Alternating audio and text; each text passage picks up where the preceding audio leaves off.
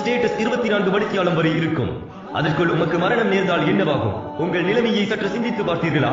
நீங்கள் உங்கள் ஸ்டேட்டஸாக வைத்த அந்த love status, romantic status, cinema நகைச்சுவைகள், சினிமா நடிகை நடிகர்களின் புகைப்படங்கள், அது மட்டுமில்லாமல் feeling so sad, miss you darling, இவைகள் தான் உங்களோடு வரப்போகிறது.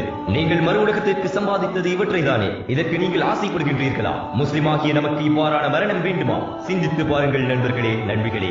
நீங்கள் நல்லவற்றை ஸ்டேட்டஸாக வைத்தால் உங்களால் பிறரும் பயனடைவார்கள். எனவே அன்புக்குரிய நண்பர்களே, நண்பிகளே, ஸ்டேட்டஸ் வைப்பதில் கவனமாக இருங்கள். நீங்கள் ஒரு அல் குர்ஆன் வசனத்தையோ ஹதீஸையோ அல்லது பிரயோசனமான ஏதோ ஒன்றை ஸ்டேட்டஸாக வைத்தீர்கள் என்றால் அதை யாரெல்லாம் பார்க்கிறார்களோ அதன் நன்மை உங்களுக்கு இருக்கிறது. அதனை யாரெல்லாம் தங்களுடைய வாழ்வில் நடைமுறைப்படுத்துகின்றார்களோ அதற்குரிய நன்மையும் உங்களுக்கு உண்டு இன்ஷா அல்லாஹ்.